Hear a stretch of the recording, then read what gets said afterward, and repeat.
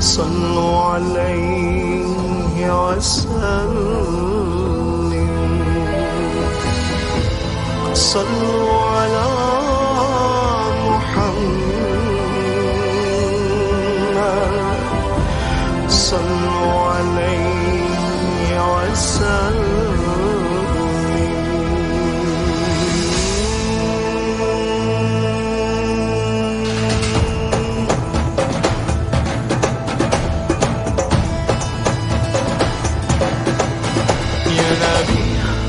سلام عليك يا رسول سلام عليك يا نبي سلام عليك بسم الله الرحمن الرحيم الحمد لله رب العالمين وبه نستعين على أمور الدنيا والدين والصلاة والسلام على سيدنا محمد وعلى آله wasahbihi ajmain. Ilahi anta maksudi waridhoka matlubi a'tini mahabbataka wa ma'rifatak.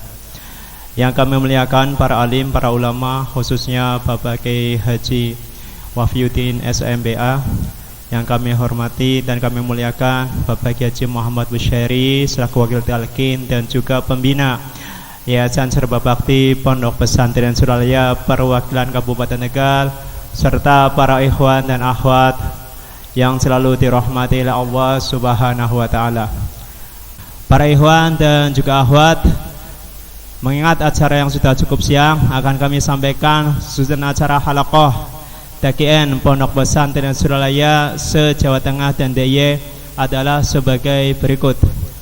1. Pembukaan, kemudian yang kedua sambutan-sambutan. Untuk sambutan yang pertama yaitu dari Ketua Yayasan Serba Bakti Pondok Pesantren Suralaya perwakilan Kabupaten Tegal. Yang kedua dari Bapak Kiai Haji Muhammad Busyari selaku wakil talqin dan juga pembina TKN Pondok Pesantren Suralaya di Kabupaten Tegal. Kemudian yang ketiga, untuk sambutan nanti dari Abah langsung yang akan membacakan sambutan dari pusat. Kemudian yang ketiga urian halaqah yang akan disampaikan oleh Bapak Kiai Haji Wafiyuddin MBA. Yang terakhir yaitu doa penutup.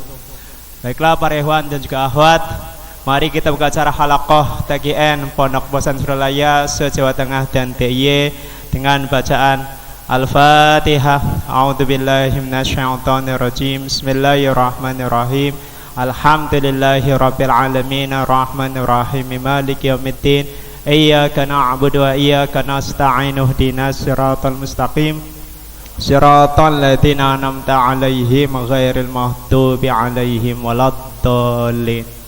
Untuk acara yang kedua yaitu sambutan atau penyampaian dari pengurus Yayasan Pusat yang akan disampaikan oleh Bapak Kiai Haji Muhammad Busyari. Kepada beliau kami persilahkan. Assalamualaikum warahmatullahi wabarakatuh. Bismillahirrahmanirrahim. Alhamdulillahirabbil alamin wal 'aqibatul lil muttaqin wala 'udwana illa 'alal zalimin. Wassalatu wassalamu ala sayyidina Muhammadin al-hadi ila siratin mustaqim wa ala alihi wa ashabihi ajma'in wa la hawla wa la quwwata illa billahil aliyyil azim. Amma ba'du. Alhamdulillah, kepada yang terhormat Al-Mukarram Kiai Haji Wafiyuddin selaku wakil talqin Pondok Pesantren Suralaya yang berkenan hadir di tengah-tengah kita, pengurus Yayasan Serba Bakti Pondok Pesantren perwakilan Kabupaten Tegal, dan juga dari pengurus Yayasan Serba Bakti Pondok Pesantren Korwil Jawa Tengah, yang alhamdulillah beliau berhari dan hari ini sehubungan ada kegiatan dari salah satu pengurus dari Korwil, beliau utus untuk berangkat ke sini. Begitu juga untuk semua dari para kiai Muballigh Dai Thariqah Qadiriyah Naksabandiyah se-Jawa Tengah dan daerah istimewa Yogyakarta, dengan kesempatan yang sangat baik kita dengan dasar niat semata-mata apa yang kita harapkan mendapat lubering guru kula panjenengan sedaya. Insyaallah ketarike mriki mboten saka waras. Nek soal waras lintune kula panjenengan sing waras nggih sami. Nek nggo ketarik kaya niki repot nek mboten angsal keluberaning guru. Nah, sebab kekuatan ruhnya guru itu mampu menarik. Niki sing istilah wau keluberaning berkain guru. Nek mboten ketarik sulit. Jadi sinyale guru datang kula panjenengan muga-muga tetep diakoni muride. Allahumma amin. Nggo genahna omongan kula wong kadang-kadang ngomongnya nggih paham. Muga-muga kelibaraning guru. Tapi yakin kelibaraning guru niku diyakini mulai saat kapan kula panjenengan? Contoh niku nek kula panjenengan ikhwan sami tindak wonten Suralaya. Tekan mriku jam 2 bengi kula ningali kok gelem wudu sembayang melu muter tasbih kayak kira-kira nang omah kaya beli ya. Kula ngraosaken nang griya yang nggih bilirane melu-melu sembayang barang balik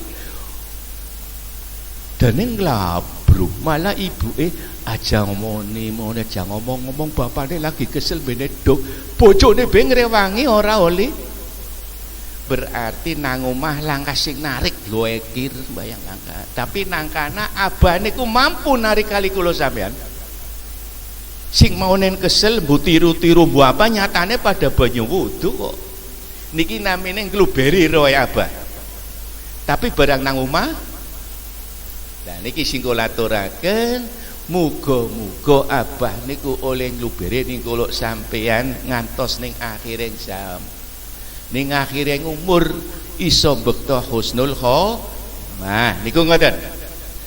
Sholawat lan ugi salam kita katuraken dhateng Nabi Agung Rasulullah sallallahu alaihi wasallam sebagai pengamal zikir mugi-mugi hakikate kula panjenengan belajar zikir talqine niku sing Kanjeng Nabi hakikat syariati saking mursyid guru kula panjenengan.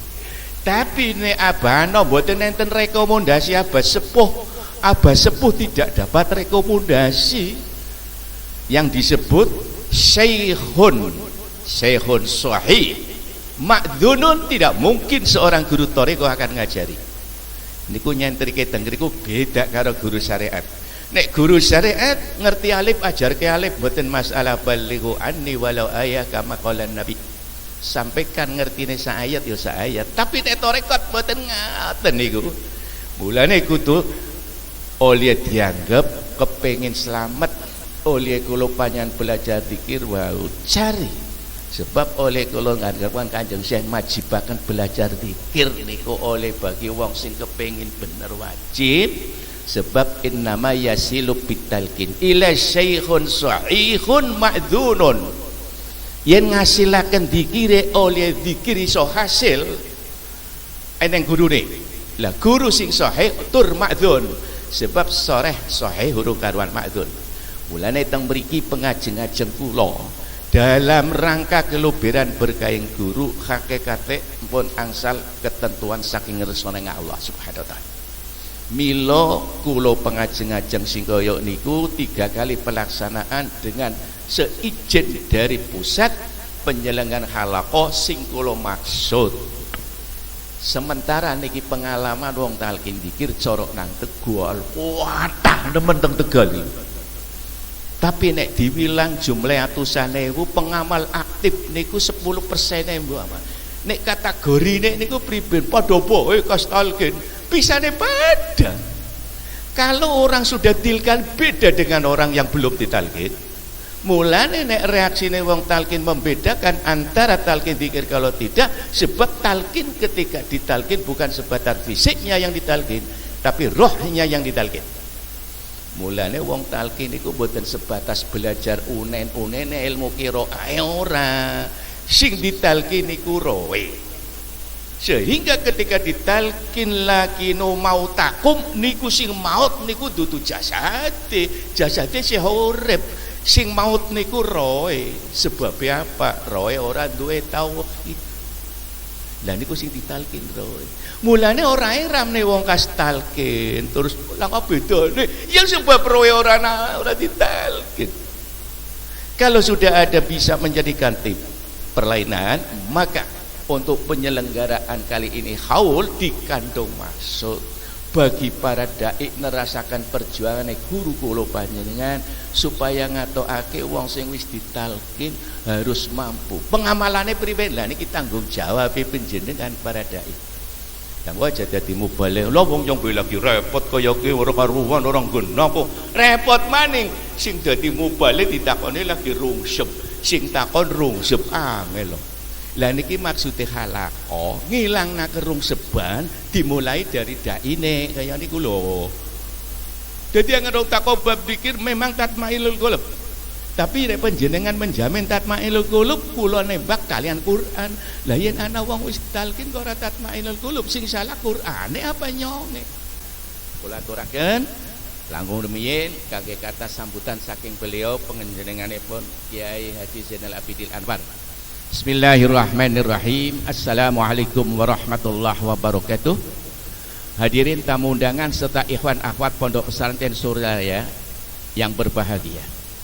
Puji dan syukur kita panjatkan kehadirat Allah Subhanahu wa taala atas limpahan rahmat, nikmat serta karunia-Nya sehingga saat ini kita dapat mengikuti acara peringatan Maulid Nabi Muhammad sallallahu alaihi wasallam, haul Sayyid Abdul Halim dan halaqah Thariqah Qadiriyah Naqsyabandiyah Pondok Pesantren Suryalaya dalam keadaan sehat wal afiyah.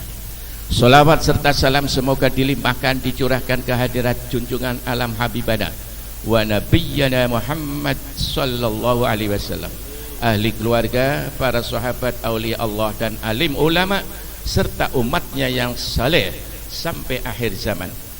Selanjutnya pada kesempatan yang berbahagia dan di tempat yang mulia ini dalam acara halaqah Thariqah Qadiriyah Naqsyabandiyah Pontren Suryalaya se-Jawa Tengah dan daerah istimewa Yogyakarta, kami selaku pengemban amanah sesepuh Pontren Suryalaya juga selaku ketua majelis pembina Yayasan Serba Bakti Pontren Suryalaya perlu menyampaikan beberapa hal sebagai dorongan terwujudnya perbaikan dan pelestarian ikhwan akhwat Thariqah Qadiriyah Naqsyabandiyah Pondok Pesantren Suryalaya dalam mengamalkan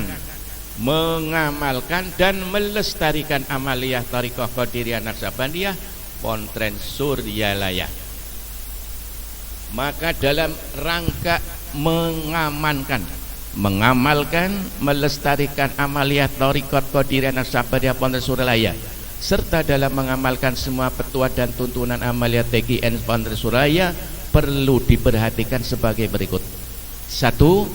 Para ikhwan akhwat Thariqah Qadiriyah Naqsyabandiyah Pontren Suryalaya hendaknya berusaha mengamalkan dan mengikutinya dengan tertib dan sewajarnya, tidak perlu merubah atau menambah dalam mengamalkan amaliyat Thariqah Qadiriyah Naqsyabandiyah Pontren Suryalaya.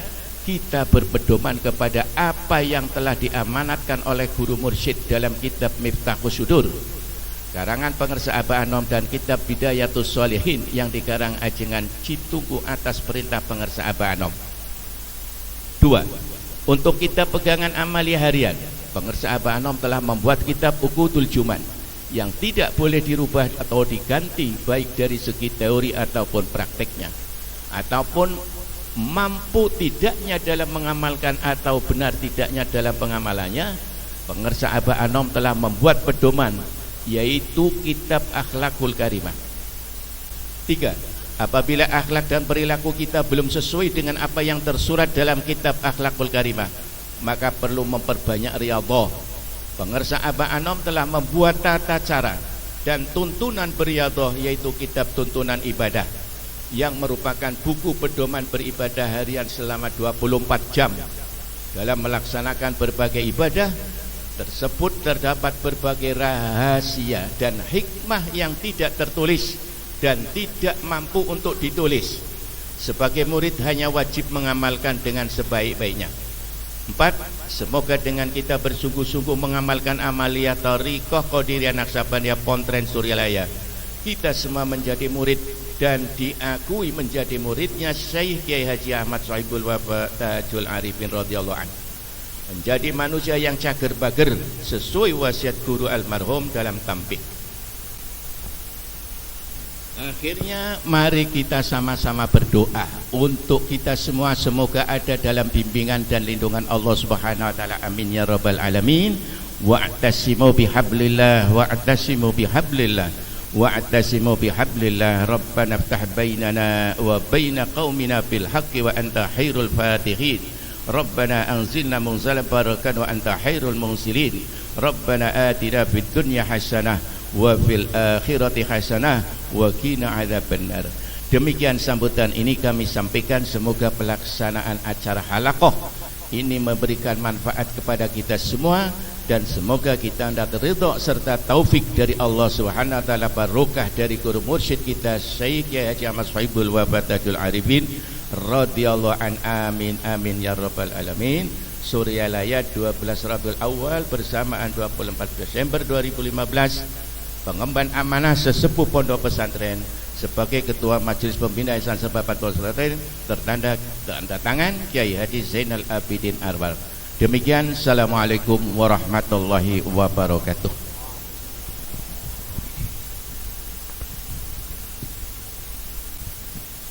Assalamualaikum warahmatullahi wabarakatuh.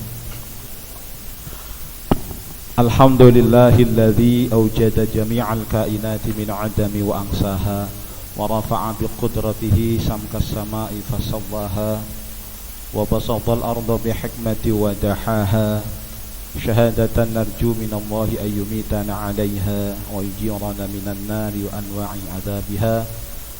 Allahumma salli wa sallim ala sayyidina wa habibina wa maulana Muhammadin sallallahu alaihi wasallam wa ala alihi wa ashabihi wal awliya. Qala rabbi israh li sadri wa yassir li amri wahlul 'uqdatam min lisani yafqahu qawli. Ilahi anta maqsudi wa ridhaka matlubi, a'tini mahabbataka wa ma'rifatak. Amma ba'd.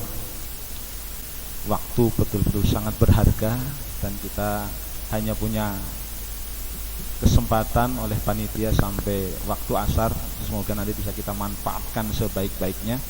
Oleh karena itu, mari kita mulai dengan sesi pemaparan materi untuk kemudian nanti dilanjutkan dengan sesi tanya jawab. Oleh karena itu, langsung saja kami persilahkan kepada beliau Bapak Kiai Haji Wafiuddin selaku wakil talqin dan pemateri pada hari ini untuk menyampaikan materi. Kami persilahkan. Allahumma shalli ala sayyidina Muhammad. Allahumma shalli. A'udzu billahi minasyaitonir rajim. Bismillahirrahmanirrahim. Assalamualaikum warahmatullahi wabarakatuh. Alhamdulillahirabbil alamin wa bihi nasta'in ala umuri dunya waddin. Asyhadu an la ilaha illallah wahdahu la syarikalah wa asyhadu anna Muhammadan abduhu wa rasuluhu la nabiyya ba'dah. Allahumma shalli wa sallim wa barik alaihi. Amma ba'd. Hadirin hadirat sekalian, hamba-hamba Allah yang mulia. Di zaman dulu, suatu bangsa, suatu negara atau satu suku akan memiliki victory, kejayaan, kehebatan mengandalkan land, lahan, tanah. Bangsa-bangsa yang memiliki lahan luas, suatu suku, suatu bangsa punya lahan luas, maka dia makmur. Mau makan, di lahannya luas itu ada hutan-hutan, banyak pohon-pohon buah-buahan, tinggal ambil. Perlu daging, di lahannya yang luas ada banyak binatang-binatang liar, tinggal berburu, dapat daging, makan. Jadi siapa yang lahannya luas, dia kaya raya, dia hebat. Di zaman dulu di Jakarta juga begitu. Orang-orang Betawi tanahnya luas, ya, kaya-kaya, karena tinggal ngambilin. Tetapi bangsa yang mengandalkan luasnya lahan itu tidak akan bisa berlangsung lama, karena dia bergantung pada musim. Apa dong kekuatan yang harus diandalkan? Bukan hanya lahan, kekuatan manusianya. Manusia itu harus mau bekerja. Kenapa hanya mengandalkan ikan yang ada di sungai? Kenapa hanya mengandalkan ikan yang ada di danau? Pertumbuhan ikan di sungai, di danau itu kan bergantung alam. Jumlah penduduknya makin banyak, nanti tidak cukup. Maka sebaiknya ikan yang ada di danau, di sungai ditambakkan, diternakkan. Jangan hidup mengandalkan alam. Sudah lapar baru masuk ke hutan, berburu cari binatang. Kenapa tidak binatang-binatang itu ditarik ke perkampungan, diternakkan? Maka dengan diternakkan, hasilnya akan lebih banyak lagi. Jangan mengandalkan lahan, alam, tapi mulailah mengandalkan pada produktivitas manusianya.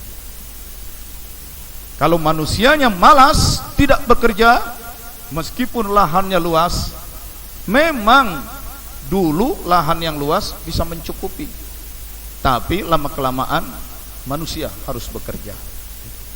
Itu, manusia harus bekerja. Maka dengan manusia bertani, manusia membuka ladang, manusia berkebun, manusia mengembangkan peternakan, manusia mengembangkan pertambakan, tambak-tambak ikan, maka manusia tidak bergantung lagi sepenuhnya pada alam. Kerja manusia itu meningkatkan produktivitas. Jadi harus ada kerja. Tidak bisa mengandalkan alam saja, harus bekerja. Manusia harus bekerja. Bangsa-bangsa yang kerja keras, mereka menjadi bangsa-bangsa yang unggul. Bangsa-bangsa yang orangnya malas bekerja, meskipun tinggal di negeri yang subur, dia akan terkalahkan. Itu.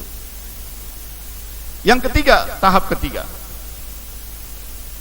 Suatu bangsa sudah bekerja keras orang-orangnya, tidak cukup. Dia harus dibantu dengan mesin dan alat-alat. Yang di sini bangsanya kerja keras, kerja keras, kerja keras. Yang di sini bangsa ini kerja keras tapi menggunakan mesin, menggunakan alat. Maka bangsa yang ini nanti maju. Itu. Karena itu dalam sejarah dunia ada bangsa yang merosot, hancur, ada bangsa yang berkembang, ada bangsa yang tenggelam, hilang, ada bangsa yang muncul. Tergantung.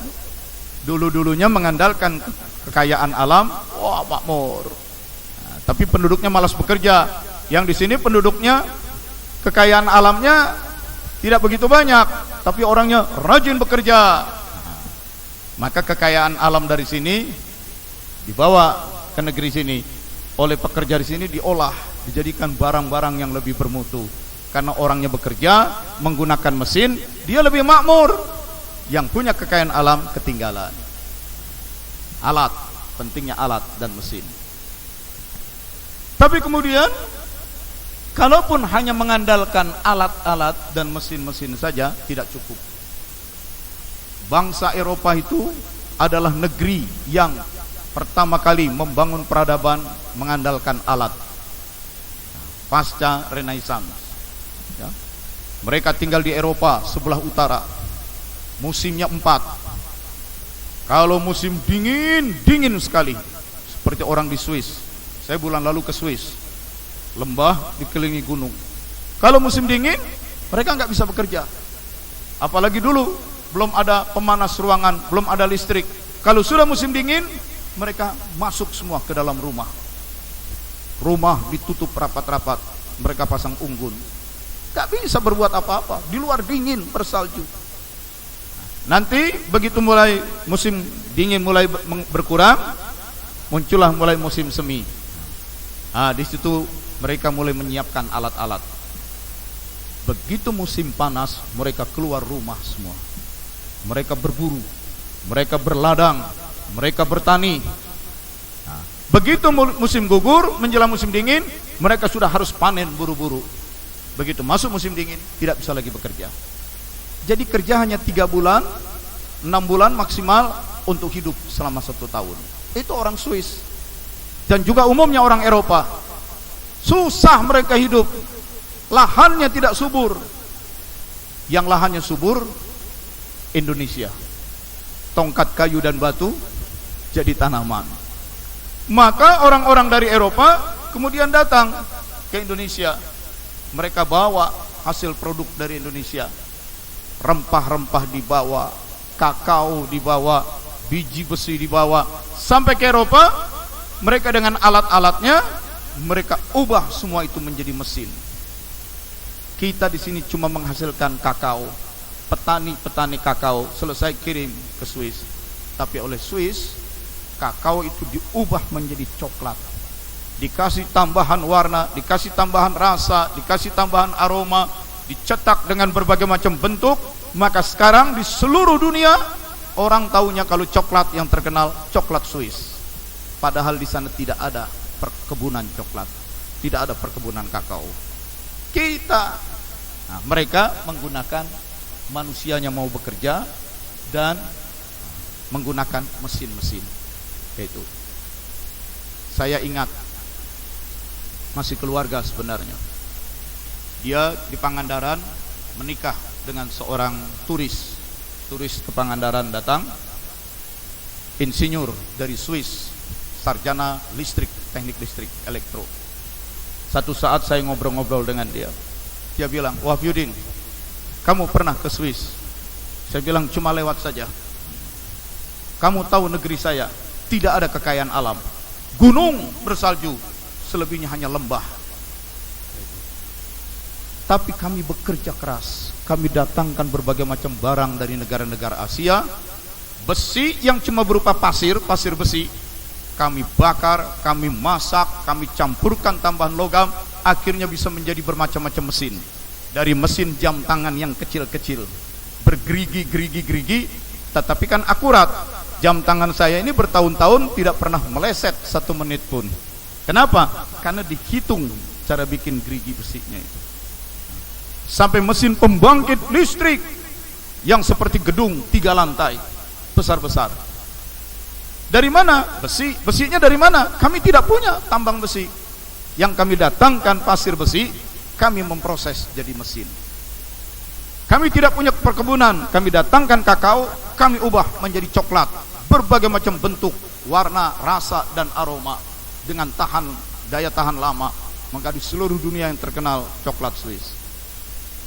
Sayang orang di Indonesia kekayaan alamnya begitu berlimpah, tapi orangnya kurang mau bekerja, kurang mau berpikir. Lalu satu saat dia ajak istrinya pagi-pagi, nelayan baru datang nangkepin ikan. Ikan itu diserok pakai kaleng black yang potong, lempar. Ikan itu terluka, robek dagingnya, bikin cepat busuk. Dia cari ikan yang bersih. Sama istrinya dia bilang, kasih tahu nelayan, saya mau ikan yang seperti ini, lihat. Betul sudah mati, tapi tidak ada luka, tidak ada robek. Karena diperlakukan dengan baik. Kalau mereka bisa sediakan ikan yang serba mulus seperti ini, saya mau beli dengan harga 2 kali lipat. Istrinya menjelaskan, bapak-bapak ini mau beli ikan, harganya 2 kali, tapi ikannya harus mulus. Maka besoknya para nelayan itu memperlakukan ikannya hati-hati. Setelah dia beli ikan yang banyak, karena dia sarjana listrik, di lahan mertuanya dia minta izin, dia bikin gudang, cold storage. Dia datangkan besi-besi, dia bangun gudang yang segitu besar. Tetapi semua ikan yang dimasukkan ke situ beku semua, awet, tahan lama. Masukkan ikan, maka dia punya ikan di gudang yang besar. Lalu dia ajarkan istrinya menggunakan komputer, internet, kontak, nyambung dengan Taiwan, bersambung dengan restoran di Hong Kong, bersambung dengan di Jepang. Lalu dia tawarkan, kami punya ikan begini, mau enggak? Orang sana mau. Maka ikan itu kemudian dikirim ke Jepang, ekspor ke Taiwan, ekspor. Tahun 97, waktu itu dolar $1 itu 15.000 rupiah. Saya tanya sama mertuanya, bagaimana bisnisnya Mbak? Ngumpulkan ikan, dibekukan, diekspor. 1 bulan dapat berapa ekspor? 20 miliar. Itu 20 miliar. Jadi kita itu tidak bisa mengandalkan, bapak saya kaya, kebunnya luas. Tidak cukup. Orang harus dididik. Dididiknya dengan apa? Dididik untuk bekerja produktif, menggunakan mesin, harus belajar teknologi, harus belajar manajemen. Itu. Nah, sekarang apa yang terjadi di dunia? Manajemen. Apa yang dimanage, apa yang diatur, apa yang dikelola? Proses produksi. Maka lahirlah manajer-manajer produksi yang bergaji mahal. Apa yang mau dikelola, diatur, teknologinya, maka lahirlah manajer-manajer teknologi bergaji mahal. Biar ada manajer produksi, ada manajer teknologi, apalagi yang perlu? Manajer keuangan. Kalau nggak ada uang, kacau. Maka manajer keuangan kemudian gajinya lebih tinggi lagi. Belakangan orang sadar lagi, biar hebat teknologi kayak apapun, toh yang paling penting manusianya juga. Maka manajer yang pandai mengembangkan manusia, manajer yang jago mendidik manusia, manajer yang bisa memotivasi manusia, manajer yang bisa melatih manusia, manajer itulah yang bergaji mahal. Sekarang ini manajer yang mahal itu adalah manajer-manajer dalam bidang SDM. Itu. Ini apa hubungannya dengan tarekat nih? Kayaknya belum nyambung nih. Belum ya? Inilah tarekat modern, urusan tarekat tapi bicaranya industri, teknologi. Bicara manusia, kalau manusia itu harus di-manage, dikelola, diatur, dikembangkan, didisiplinkan. Manusia itu yang mau dikelola apanya? Kenapa manusia harus dikelola? Supaya manusia itu kreatif. Supaya kreatif. Kreatif menciptakan barang-barang baru, menciptakan mesin baru, model baru, teknologi baru, dan lain-lain. Harus kreatif. Tetapi sekarang orang sadar, sekreatif-kreatif manusia, cerdas dia, pinter dia, tapi kalau dia tidak punya integritas, apa akibatnya? Apa itu integriti? Integritas.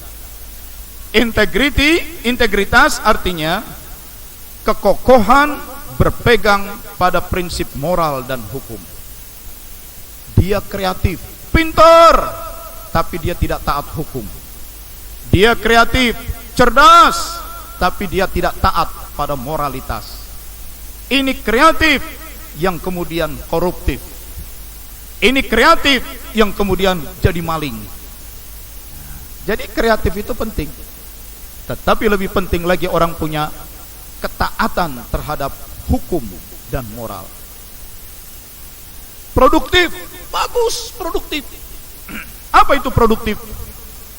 Mendapatkan hasil yang banyak, mendapatkan hasil yang banyak, hasil yang berlimpah. Tetapi kalau dia tidak punya wisdom, tidak punya kearifan, maka celakalah orang lain.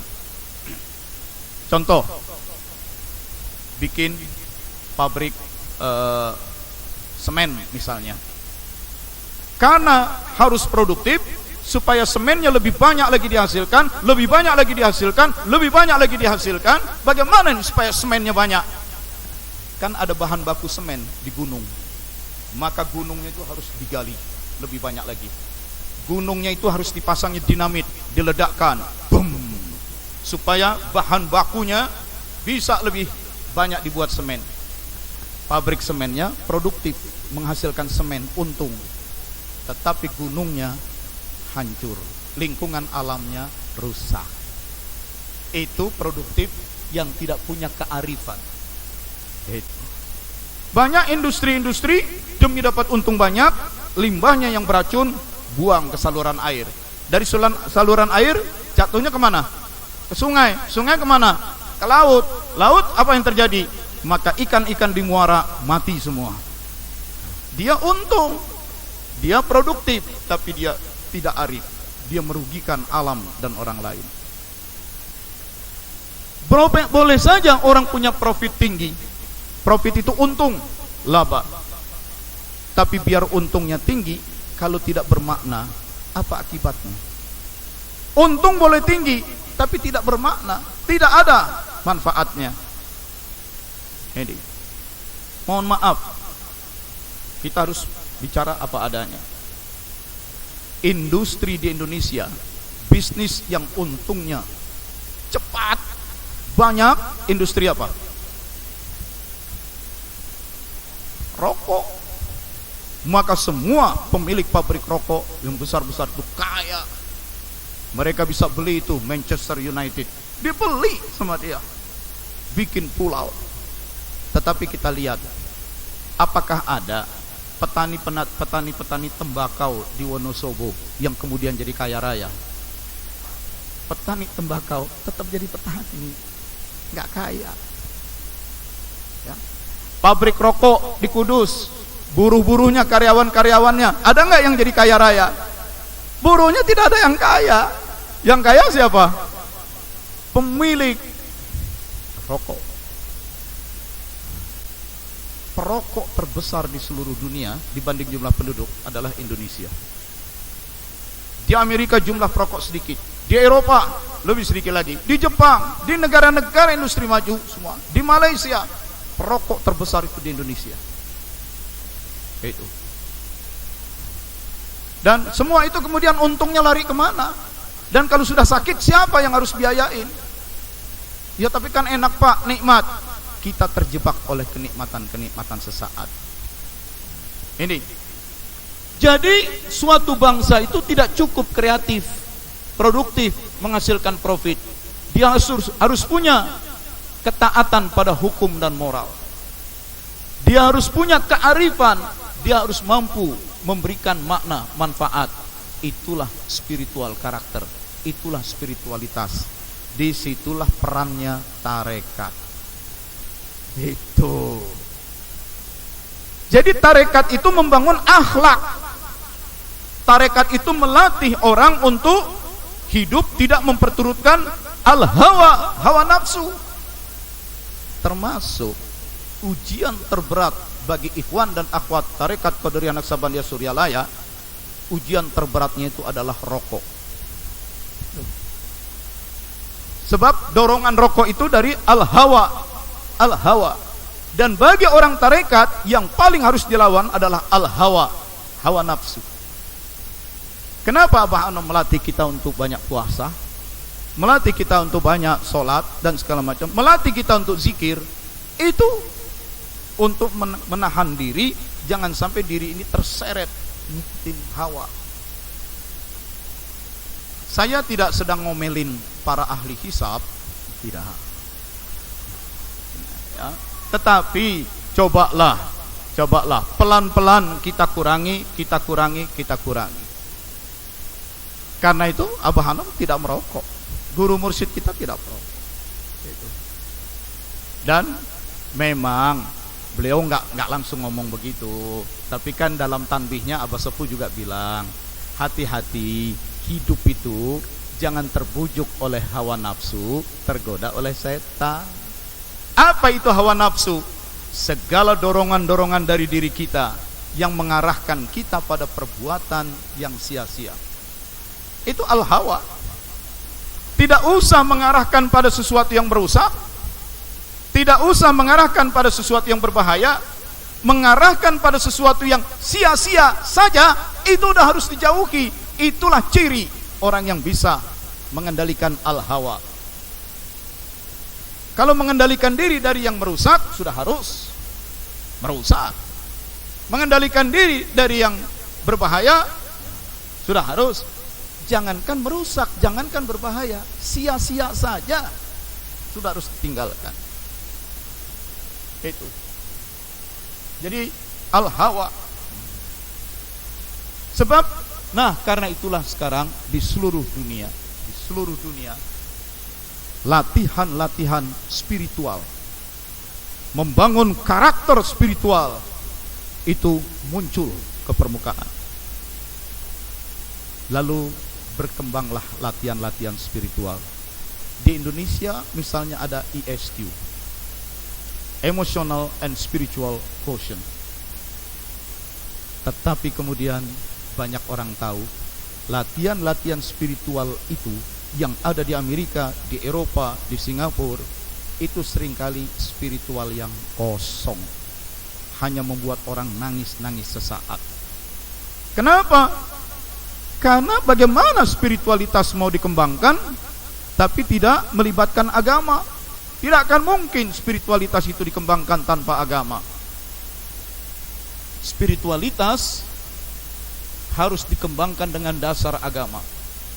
Kalau tidak ada koridor agama, maka spiritualitas itu akan menjadi teosofi. Teosofi itu omongan-omongan tentang makrifat, omongan-omongan tentang alam gaib, omongan-omongan tentang kharikul adah, tapi itu cuma omongan kosong saja. Bicara tentang manunggaling kawulolan Gusti, bicara tentang makrifat, berbicara tentang tauhid, kemudian wahidiyah, ahadiyah dan segala macam. Tapi itu cuma omongan, karena tidak berdampak pada dirinya. Ngomong tentang makrifah, ngomong tentang wahidiyah, ahadiyah dan segala macam, subuh kesiangan juga. Itu ngomong tentang makrifat, sepertinya dia sudah bisa wusul, menyatu dengan Allah. Tetapi sholat-sholatnya, zakat-zakatnya gak beres, riba masih dimakan juga, dan segala macam. Itulah omongan kosong. Atau bicara tentang tarekat, bicara tentang hakikat, bicara tentang makrifat, bicara tentang tasawuf, tetapi kemudian yang dikejar keajaiban-keajaiban, sakti-saktian, maka itu namanya okultism. Bahasa kita perdukunan. Itu. Yuk tarekat, yuk tarekat. Kenapa? Supaya nggak mempan dibacok, nggak mempan ditembak, tapi kesandung meninggal, kesandung granat. Yuk wirid, yuk wirid. Tarekat, yuk tarekat. Supaya apa? Supaya tiap perempuan yang dia senangi, dia ingat, dia cintai, perempuan itu langsung jatuh cinta pada dia. Maka kawin lagi, ceraikan, kawin, cerai, kawin, cerai. Jadi belajar tasawuf, belajar tarekat, kalau tidak dengan bimbingan syariah, dia bisa ngawur, bicara tentang makrifat, hakikat, tapi sebenarnya ibadahnya nggak beres. Atau dia wirid-wirid, tapi tujuannya adalah kedikdayaan, sakti-saktian. Jadi ketika dia zikir, makin kuat dia berzikir, makin dia memaksakan kehendaknya kepada Allah. Maka zikirnya itu bukan zikir yang ridho. Dengan zikirnya itu dia sedang memalak Allah. Seperti preman di terminal yang memalak penumpang. Begitu penumpang naik bus, langsung kasih air mineral. Loh, penumpang sangka itu dibagi kan? Setelah itu, mana bayar air minumnya? Berapa? 15.000. Air minus waktu. Karena cara kerja memalak. Jadi kita seringkali kuat-kuatan hizib dengan kita sangka ibadah, tapi itu sedang memalak Allah, memaksakan kehendak pada Allah. Dapat Allah kasih, ya orang minta, apalagi sampai tahajud zikir, ya dikasih. Rajinnya zikir, rajinnya tahajud. Setelah meninggal dunia, wafat, ruhnya dibawa ke akhirat, ternyata catatan pahalanya sedikit. Malaikat, mana pahala wirid saya, zikir saya, kok sedikit? Yang nggak ada pahalanya, kan sudah dibalas kontan waktu itu di dunia. Jadi pahala nggak ada, kan sudah dibalas kontan waktu di dunia. Hati-hati, bukannya nggak boleh. Ya kalau lagi kepepet bolehlah. Tapi jangan kemaruk, jangan serakah, jangan tomak. Itu ya. Udah mepet. Waduh, ini kok dagangan nggak laku-laku juga. Pakai hizib boleh lah, kepepet banget nih. Nah, itu ya namanya orang awam kan. Tapi kalau tiap hari itu warung dihizibin melulu, tapi dagang warungnya nggak beres, ya tetap aja nggak jadi orang kaya, biar hizibnya banyak. Jadi kenapa saudara sekalian, sekarang ini perusahaan-perusahaan di seluruh dunia itu mulai memberikan pelajaran spiritualitas, pelajaran tasawuf kepada karyawannya. Termasuk di Indonesia adalah Telkom. Dan Telkom menyediakan anggarannya waktu itu sampai 80 miliar untuk melatih tasawuf dan tarekat kepada karyawan-karyawan dan manajernya selama 3 tahun. Itu dilatihkan. Untuk apa? Supaya karyawan itu punya spiritualitas. Apa itu? Integritas, kejujuran, kedisiplinan, ketaatan. Kreatif boleh, tapi juga harus taat pada hukum dan moral. Produktif boleh, tapi juga harus penuh kearifan dan kebijaksanaan. Nah, seperti itu. Jadi sangat wajar kalau sekarang TKN kita kembangkan untuk membangun bangsa. Presiden Jokowi juga sadar akhirnya. Ini Indonesia mau diapain lagi nih? Bikinin jalan tol, bikinin jembatan, bikinin pelabuhan, lapangan terbang, sudah. Yang harus diubah bukan hanya sarana fisik, revolusi mental. Itu mental yang harus direvolusi. Cuma bagaimana ya revolusi mentalnya? Siapkan anggaran. Kementerian yang dipimpin oleh Puan Maharani bikin seminar. Seminar Lokakarya mencari revolusi mental, revolusi mental, revolusi mental. Kemarin di Majelis Ulama juga ada seminar revolusi mental. Dulu juga kita penataran P4 kan? Ya kan? Semua harus ditatar P4, biaya mahal, korupsi jalan terus. Kenapa? Karena di sini tidak disentuh. Sepanjang dia tidak dibongkar kebusukannya, tidak disadarkan akan adanya Gusti Allah, selama dia tidak merasa hidup diawasi, selama dia tidak yakin bahwa setelah tubuhnya mati, ruhnya terus hidup di akhirat, dan di akhirat ada surga dan neraka, selama itu tidak terjadi, korupsi jalan terus. Jadi pelatihan P4 untuk menekan korupsi. Lah proyek-proyek penataran P4-nya aja udah korupsi panitianya. Jadi gimana? Sekarang revolusi mental, mau disiapkan lagi anggaran. Tahu-tahu para penyelenggaranya mentalnya pun yang harus direvolusi juga. Itu mentalnya. Tanda tangan 10 miliar. Sampai sekarang kan masih terjadi. Ya, salah satu saya pimpin juga pesantren Rahmatan lil Alamin di Bogor. Di sana ada kiainya. Saya tanya, kok kamu sudah bikin bisa gedung lokal lagi? Saya datang, udah bisa bikin bangun lagi gedung. Dapat start dana 175 juta dari Pemda. Wah, hebat dong. Iya Ustadz. Kita disuruh tanda tangan 175, dapatnya cuma 100. Yang 75, kamu ngambilnya dari mana? Itu lewat anggota DPRD itu. Partai mana? Partainya partai Islam lagi. Kacau.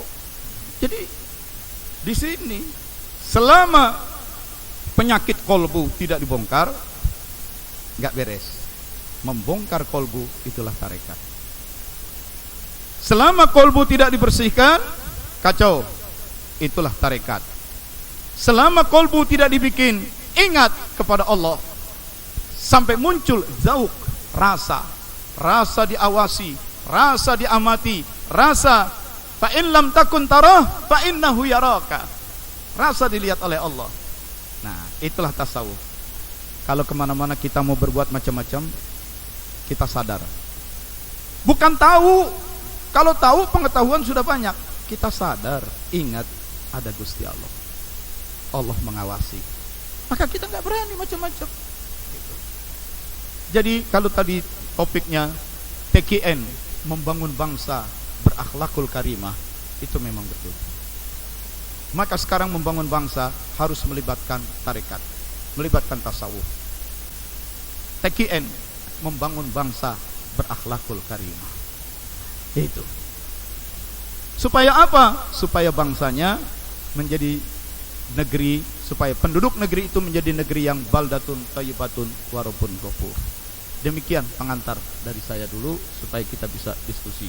Assalamualaikum warahmatullahi wabarakatuh. Assalamualaikum warahmatullahi wabarakatuh. Kepada yang kami muliakan Bapak Kiai Jumaluddin, kami mewakili dari kelompok kata-kata salah kepada negara.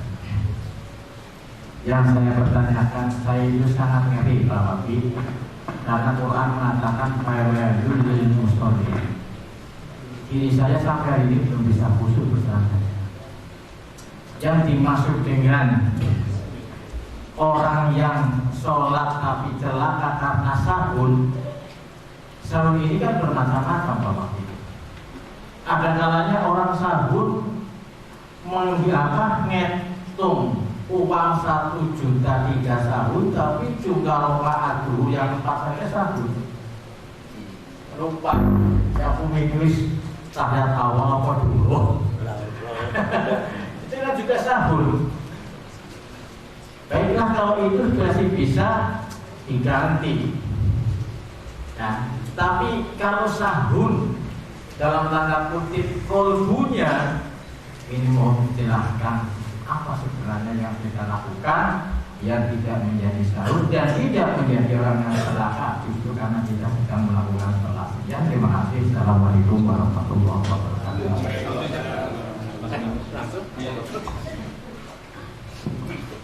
Terima kasih. Assalamualaikum warahmatullahi wabarakatuh. Langsung saja bicara tentang NKRI, menurut saya ada 2 aspek yang amat sangat berpengaruh, yaitu bidang politik dan ekonomi. Tetapi kita semua bisa memahami keprihatinan Indonesia ini karena politik yang ada di NKRI ini dikendalikan oleh praktisi atau politikus yang tidak berkarakter spiritual. Mungkin baru saja semuanya teman-teman bisa merasakan kemarin pilkada. Apakah di sana ada politik uang? Tentu tidak ada yang bisa menyangkalnya. Dari situlah sebetulnya kemudian berpengaruh besar terhadap perilaku para politikus yang kemudian amat sangat merugikan masa depan bangsa ini. Nah, pertanyaannya kemudian barangkali nanti Ustaz bisa menjelaskan bagaimana kita bisa mentorikotkan politik di Indonesia ini agar praktisi-praktisi di NKRI ini bisa kembali kepada jalur yang benar yang diridhoi oleh Allah. Tapi tentu tidak hanya politiknya, tapi ekonominya, karena ternyata politikus kita itu dia bergandengan, berkolaborasi dengan ekonom atau pengusahanya yang juga punya karakter yang tidak kalah jahatnya, ya, baik dalam tataran perusahaan kecil maupun perusahaan besar, bahkan perusahaan multinasional seperti Freeport. Nah, kira-kira bagaimana Torekot bisa menjangkau ekonom-ekonom kita yang sudah berkolaborasi atau berkolusi dengan politikus. Ya, semoga walaupun ini persoalan yang besar, tapi kita yakin sebagai ikhwan Torekot Qadiriyah Naksabandiyah, Gusti Allah lebih besar. Terima kasih. Bismillahirrahmanirrahim. Tasawuf itu atau tarekat itu pertama seperti yang kita pelajari di Sirul Asrar. Tarekat itu yang pertama mengajarkan kepada manusia bahwa dirimu bukanlah tubuhmu ini. Banyak orang menganggap mana dirimu? Ini diriku. Itu dadak, Bung. Ya semua badan inilah. Jadi banyak orang menganggap dirinya cuma badan saja. Tidak. Tarekat mengajarkan dirimu yang hakiki adalah ruh yang dicipta oleh Allah, dan oleh Allah dirimu yang ruh itu dihadirkan masuk ke dalam badan. Ya, dirimu bukan badan. Dirimu yang hakiki adalah diri yang berwujud ruh itu. Ruh yang, kalau badan ini dicipta dari tanah bumi, jadilah badan. Tapi kita yang hakiki, kita yang ruh, dan Allah kemudian turunkan kita yang berwujud ruh terus hadir di dalam badan basar. Makin lama makin tua, basarnya lemah, sakit-sakitan, mati, terutama setelah pada pensiun. Maka orang yang akan pensiun disiapkan program MPP, mati pelan-pelan. Tidak apa-apa, tubuhnya, badannya, basarnya mati, rapopo, tetapi dirimu yang ruh dicabut, dikeluarkan dari badan yang mati, itu namanya wafat, dibawa kembali menghadap Allah. Jadi tarekat itu mengajarkan bukan badan yang penting, diri kita yang ruh. Yang kedua, tarekat mengajarkan hidup itu bukan hanya kini di sini, bukan hanya di bumi ini saja. Sebab setelah basar kita, badan kita mati dikubur di bumi, kita yang ruh dicabut, dibawa ke alam akhirat. Masih ada another life, masih ada kehidupan lain yang panjang. Ini tasawuf. Yang ketiga,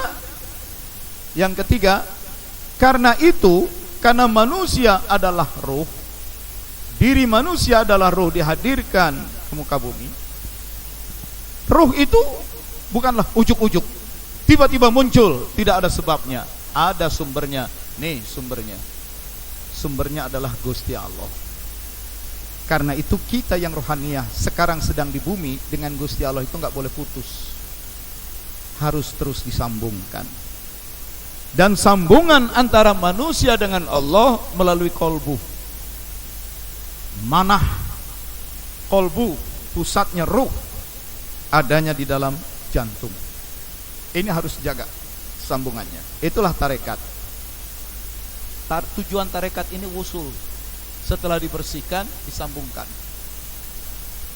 Yang keempat, bagaimana cara membersihkan kolbu? Bagaimana cara menyambungkan kolbu? Disitulah perlu ada amaliyah.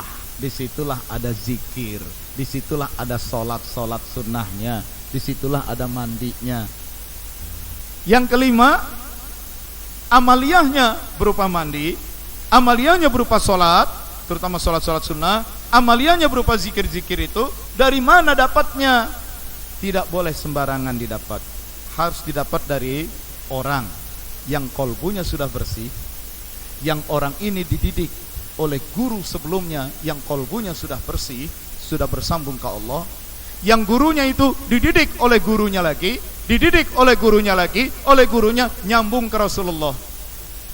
Nah, kalau kita ketemu orang yang seperti itu, musalsal, bersambung kepada Allah, sambungkanlah kolbu kita dengan dia, sambungkan diri kita dengan dia. Itulah talqin zikir, itulah baiat zikir, dan di situ ada wali mursyid.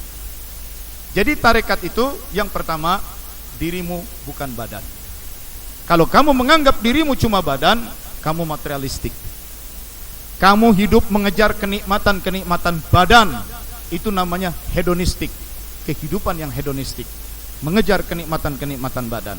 Kamu hidup hanya untuk mendapatkan kenikmatan lahiriah, materialistik, hedonistik. Bukan, dirimu adalah ruh. Nih pelajaran tarekat intinya pertama. Yang kedua, ruh itu tidak mati. Ruh itu setelah badan mati, ruh melanjutkan kehidupan. Ada akhirat, ada surga dan neraka. Maka hidup kita jangan terpaku pada dunia, tapi juga akhirat. Ini nomor 2, pelajaran penting tarekat.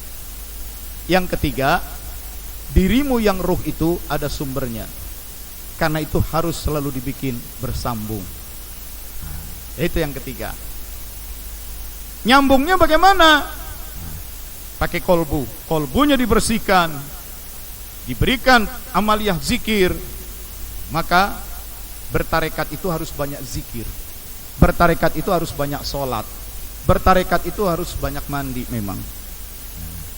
Itu yang keempat ya. Lalu amaliyahnya, zikirnya dari mana? Tidak boleh sembarangan. Harus didapat dari guru mursyid, dari wali mursyid, yang itu wali bersambung pada Rasulullah. Itu praktek salat khusyuk. Begitu kita salat, mulai takbir, Allahu Akbar. Semua ikuti, Allahu Akbar. Mulutnya ngomong Allahu Akbar, tetapi periksa kolbunya, perasaannya. Ini tangan yang diangkat, tangan yang kita gerakkan sholat. Ini tangan siapa ini? Kalau kita bilang ini tangan kita, kapan belinya ente? Ini tangan milik Allah. Maka di saat sholat kita takbir, rasakan. Begitu Allahu Akbar, sesungguhnya tangan yang kugerakkan ini, bahkan seluruh tubuh ini, tubuh milik Allah. Masuk lebih dalam lagi. Memang tangan milik Allah, kepala, badan, punggung milik Allah. Tapi yang menggerak-gerakkannya siapa untuk sholat? Yang menggerakkannya adalah aku.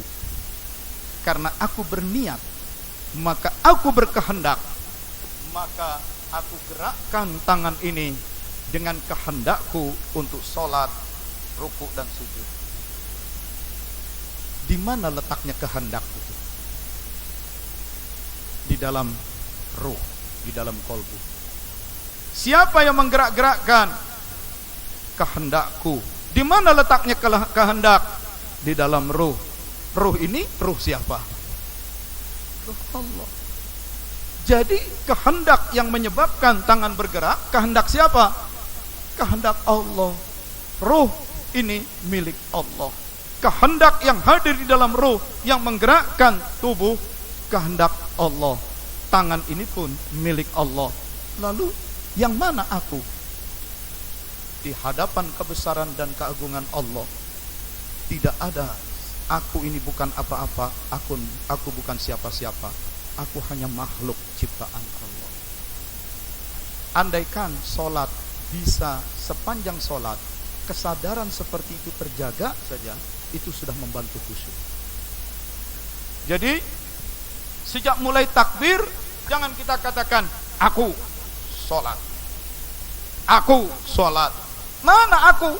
Kamu tuh yang mana? Ini aku, milik Allah. Ya kalau ini milik Allah, yang menggerakkan siapa? Kehendak. Ruh itu ruh mana? Ruhku. Mana ruh? Ruh kamu. Ruh ini milik Allah. Dua itu saja. Sadari bahwa ketika sholat, keseluruhan ini milik Allah dan terjadi dengan iradah Allah. Itu saja sudah membawa kekhusyukan. Terutama begitu kita sujud, Allahu Akbar.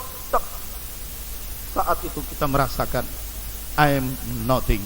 Aku bukan apa-apa, aku bukan siapa-siapa. Seluruh tubuh ini milik Allah.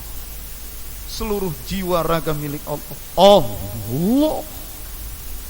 Sujud itu nikmat. Tapi kan kadang-kadang orang sholat bukan ke zauk, bukan ke rasa. Orang sholat sibuknya ke badan, orang sholat sibuknya ke bacaan. Itu badan harus dijaga gerakannya, bacaan harus dijaga benarnya, tetapi ini juga harus main. Kalau tidak, sibuk sujud. Subhana rabbiyal a'la wa bihamdi, subhana rabbiyal a'la wa bihamdi, subhana rabbiyal a'la wa bihamdi. 3 kali berhenti. Imamnya masih sujud lama. Di sini dia menggerutu. Imam mentang-mentang ustaz sujud lama-lama. Tahu orang sholat di luar begini di pelataran panas. Salah sendiri datang ke tempat sholat Jumat kok terlambat melulu.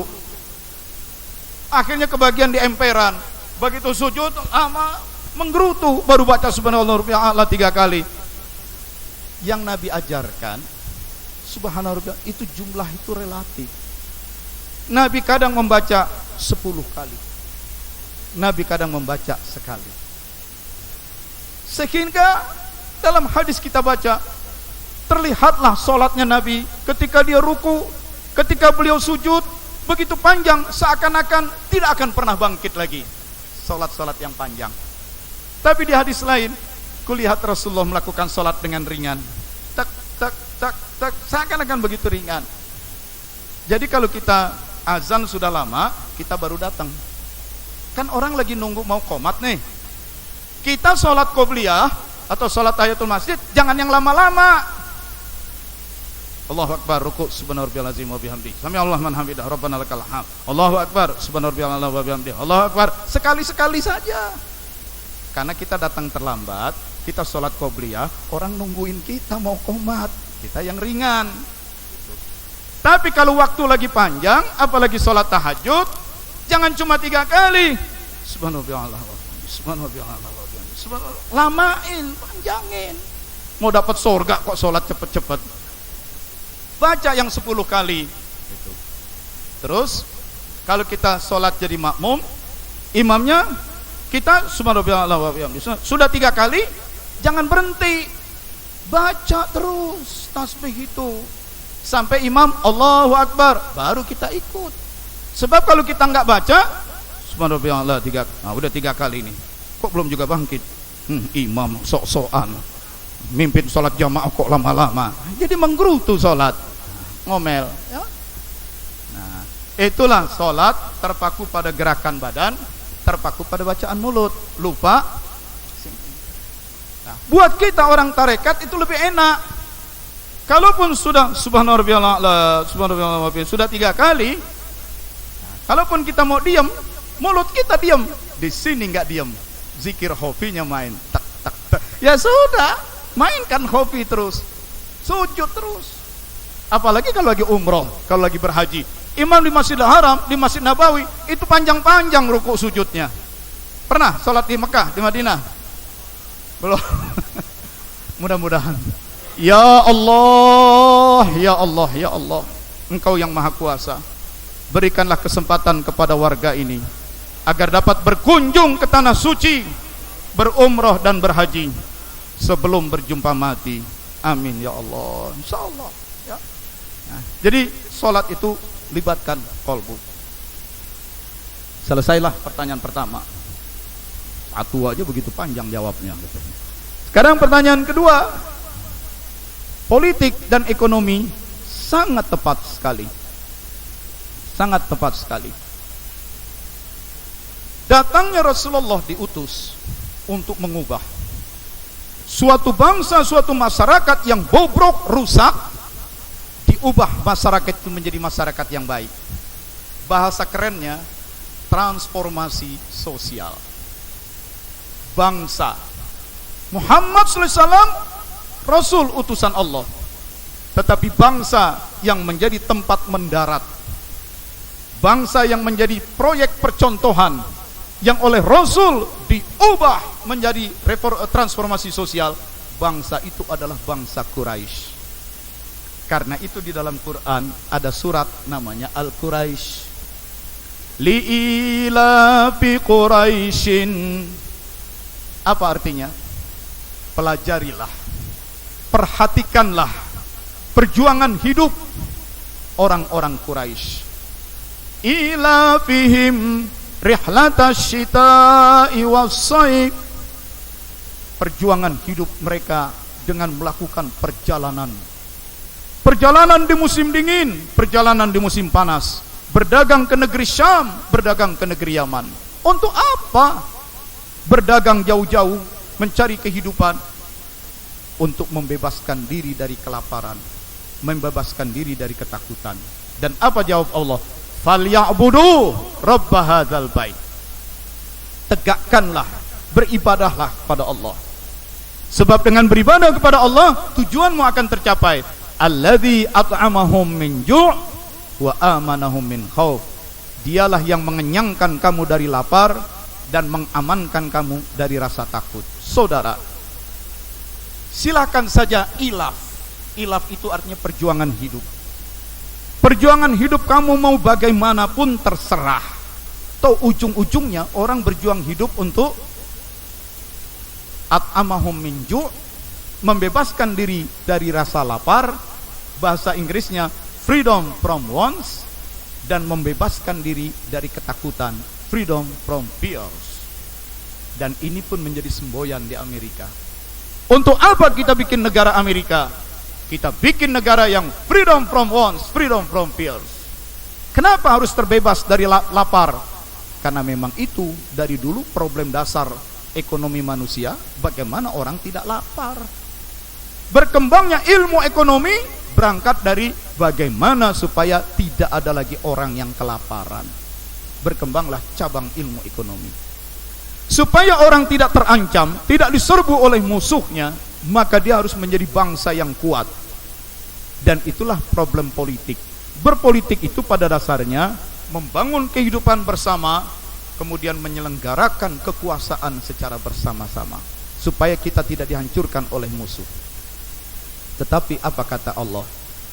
Kamu mau membangun ekonomi, mau membangun politik, pakai cara apapun tidak akan bisa selesai kecuali kamu tegakkan ibadah. Falya'budu, tegakkan ibadah. Alladzi at'amahum min ju'.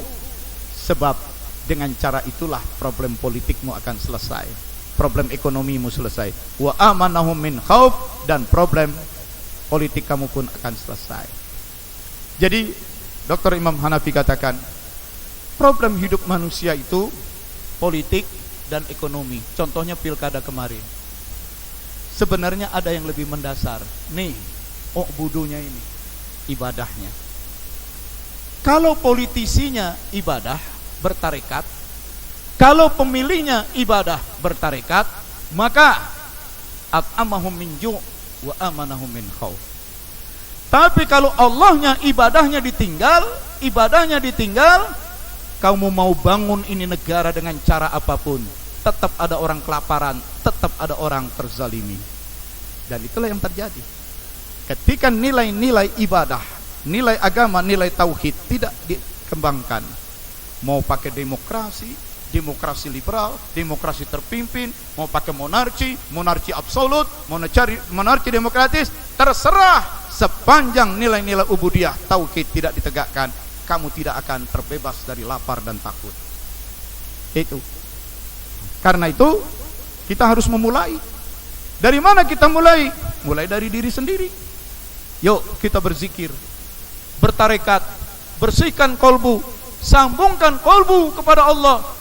Pak, kita bertarekat, bersihkan diri, nyambung ke Allah. Yang jadi bupati nggak nyambung, Pak. Yang jadi DPRD nggak nyambung, yang jadi gubernur, jadi presiden nggak nyambung. Biarkan mereka tidak bersambung, biarkan mereka lupa. Tapi kita bersambung, kita yang doakan mereka. Aman juga. Saya kadang-kadang heran dengan tanbih dari Abah Sepuh. Di tanbih itu berulang-ulang diperintahkan, taatilah agama dan negara sepantasnya. Doakanlah pemimpin-pemimpin negara. Saya dulu kesal tuh. Ini pemimpinnya zolim, ini pemimpinnya korup, ini pemimpinnya sibuk memperkaya keluarganya sendiri. Tapi kenapa Abah Anom nyuruh kita doakan? Belakangan saya sadar, iyalah, sejelek-jelek apapun seorang bupati, seorang gubernur, seorang presiden, dia sudah terpilih. Dan kalau dia dibiarkan jelek dan rusak, maka kejelekan dan kerusakannya akan mengenai kita juga. Karena itu doakan. Sebab dengan doa kita dia jadi baik, maka kebaikannya akan membawa manfaat ke kita juga. Makanya jangan suka ngegosipin Jokowi melulu. Makanya jangan suka ngomongin menteri melulu. Kalau kita ngegosipin terus, ngegosip, gibah terus para pemimpin itu, mereka berubah menjadi baik tidak? Mereka tidak berubah, tapi gosip kita jadi dosa buat kita. Situasi tidak berubah. Maka terhadap pemimpin-pemimpin kita, Masya Allah, guru sufi kita, ya udah, dia terpilih jadi pemimpin, mau bagaimana lagi? Kan demokrasi. Iya, tapi kan dia jelek. Kenapa dia bisa menang terpilih?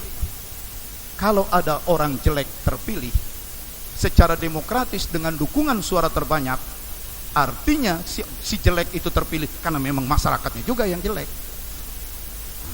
Sekarang dia udah terpilih, kita ngomongin, kita maki-maki, kita caci maki, kita dapat dosa, dia nggak berubah, keadaan nggak berubah. Benar kata guru kita, doakan para pemimpinmu. Mau kesel, mau mangkel, olah Pak, doain dia. Sawah saya dirampas, saya dianiaya, saya terzolimi. Justru karena kamu terzolimi, doanya orang zolim sangat dikabulkan oleh Allah. Ya Allah, dia itu pegang jabatan, dia naik jadi gubernur, jadi bupati atau presiden, dia bekerja sama dengan para pengusaha. Tanah-tanah kami dibeli paksa dengan harga murah, kami diusir ya Allah, teraniaya. Tapi kalau kami mau maki-maki saja, dia nggak berubah. Ya Allah, berikanlah hidayah kepada dia, berikanlah petunjuk kepada dia. Ketika dia dan mereka tobat, maka kebaikannya kembali kepada kita. Lah terus urusan tanah kita yang udah dibeli paksa bagaimana? Gusti Allah mboten sare. Allah tidak tidur. Allah bisa datangkan lagi kepada kita rezeki min haitsu la yahtasib, dari tempat yang tidak terduga-duga. Tapi yang jelas orang itu jadi baik, pemimpin itu jadi baik. Jadi pemimpin jangan diomongin jeleknya melulu. Doakan. Begitu Pak ya. Assalamualaikum warahmatullahi wabarakatuh. Alhamdulillah, semua pertanyaan meskipun dengan keterbatasan waktu telah disampaikan, dan dengan jawabannya semoga kita mendapatkan pencerahan yang luar biasa. Sesungguhnya kita masih sangat merindukan dan kangen dengan materi-materi beliau, tetapi karena kita dibatasi oleh waktu sholat, dan kita adalah pengamal thariqah yang tentunya taat dengan waktu sholat, sehingga apa yang telah disampaikan tadi semoga bisa bermanfaat bagi kehidupan kita, dapat kita tindak lanjuti dalam kehidupan berthariqah kita, dan semoga kita menjadi warga negara yang sesuai dengan cita-cita guru mursyid kita, ikut membangun bangsa negara melalui amaliyah thariqah. Amin ya rabbal alamin. Namun sebelum bubar, kita tutup dulu dengan doa yang langsung nanti akan dipimpin oleh beliau Pak Kiai Haji Wahyuddin. Sebelumnya nanti pada seluruh peserta akan mendapatkan beberapa lembar fotokopi sambutan dari pusat untuk bisa dibawa pulang dan bisa dicermati bersama. Nanti bisa diambil setelah keluar. Selanjutnya sebelum ditutup kita bersama-sama berdoa kepada Pak Kiai, kami persilakan. Bismillah. Rabbana atina fid dunya hasanah wa fil akhirati hasanah wa qina adzabannar. Wa'tasimu bihablillah wa sallallahu ala sayyidina Muhammadin wa ala alihi washabihi ajmain. Walhamdulillahi rabbil alamin. Allah